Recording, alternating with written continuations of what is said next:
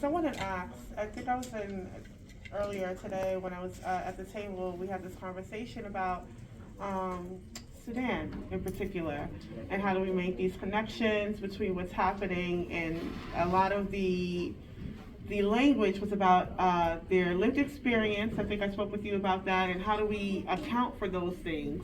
And when it comes to the diaspora, especially the diaspora here in the U.S. or any of these sort of Western nations, the indoctrination of Western propaganda, I think, is not taken as seriously in terms of how the diaspora even understands themselves, right?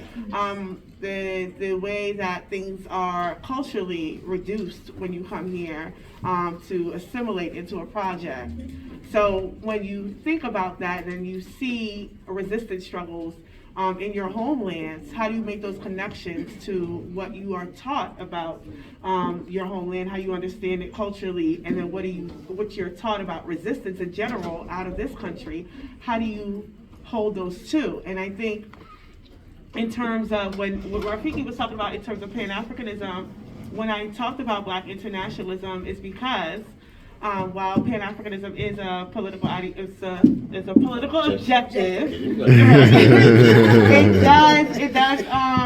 it does encompass a lot of different people who come from different ideologies who want to see that objective happen, right? So what does that mean when you have all of these different ideas and thoughts and realizations that you want to sort of collectivize and coordinate? And I think in terms of internationalism, that's how it emerges, especially as a Black internationalism, with the understanding specifically of primary contradiction. And I think here, when we talk about the diaspora, there are people here, not just the diaspora, but just in general, who live within the core, the empire, that really don't understand their own conditions. Like when they walk outside and you're occupied, they don't see or make that connection to that's exactly what's happening in Palestine, that you have these checkpoints. That's what stop and frisk is, right?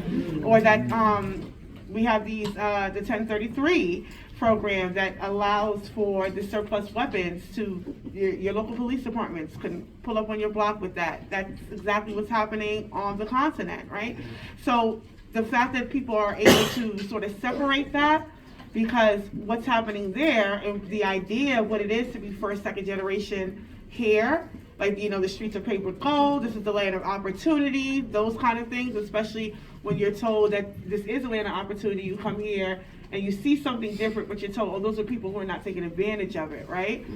That you should be, because you're in a far better position than if you were back home. And I think really speaking to people about the contradictions of that, really understanding that these are fallacies that we are propagated into believing, really helps us understand and support the resistance that's happening. Because the way that resistance is even depicted to us, even when we look at our own political prisoners here, right? It's like, well, they obviously were not, you know, they didn't do it the right way. Or if they want to change, they should have done it this way, right? And that is how we are kind of beat in the head in Western society about what resistance or what actual change making is and how that can be done. And I think in terms of the diaspora and how we understand it, there just needs to be more of a reconnection of these histories and these really understanding what these struggles are and what they're for, so that people can make those connections.